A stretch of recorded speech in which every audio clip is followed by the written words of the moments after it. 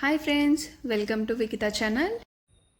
ముందుగా బౌల్ తీసుకొని తగినంత ఆయిల్ వేసుకొని ఆయిల్ హీట్ ఎక్కిన తర్వాత మసాలా సరుకులు వేసుకొని అవి ఫ్రై అయిన తర్వాత ఆనియన్స్ అండ్ పచ్చిమిరపకాయలు వేసుకొని ఫ్రై చేసుకోవాలండి. ఆనియన్స్ బ్రౌన్ కలర్ వచ్చే వరకు ఫ్రై చేసుకోవాలి. అవి ఈ కలర్ వస్తేనే కానీ కర్రీకి టేస్ట్ అనేది బాగుంటుందండి.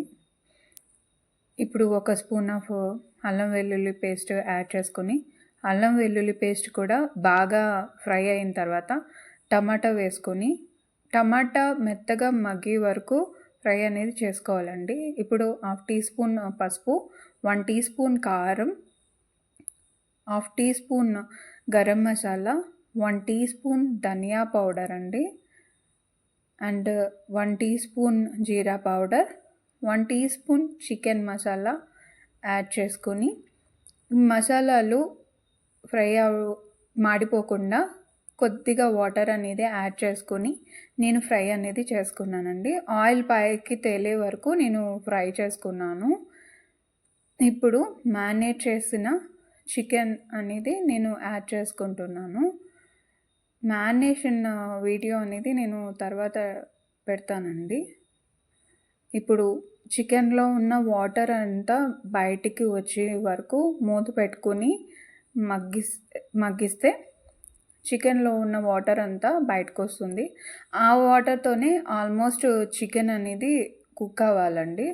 తర్వాత మనం ఎక్స్ట్రా వాటర్ అనేది యాడ్ చేసుకుందాం. నేను 1 టీ స్పూన్ ఆఫ్ సాల్ట్ కూడా యాడ్ చేసుకున్నాను. ఇందాక మనం యాడ్ చేసుకోలేదు కదా, అందుకని 1 teaspoon of salt add చేసుకున్నాను. సాల్ట్ యాడ్ చేసుకున్న తర్వాత మనకి చికెన్లో ఉన్న వాటర్ అనేది బయటకు వస్తుంది. ఆ వాటర్ తోటి ఆల్మోస్ట్ కుక్ అయిపోతుంది. చూసారు కదా, ఈ విధంగా వాటర్ అనేది వచ్చిన తర్వాత మనం మూత పెట్టుకొని ఆ వాటర్ అంతా ఎవాపరేట్ అయిపోయి చికెన్ బాగా కుక్ అయ్యి ఇలా ఈ కలర్లోకి వచ్చేంత వరకు మనం కుక్ చేసుకోవాలండి. పీస్ మెత్తగా ఇవ్వాలి అంతే. మనం ఇప్పుడు కొత్తిమీర గార్నిష్ చేసుకుని కర్రీ అనేది రెడీ అయిపోయింది. So please support my channel. Thank you so much.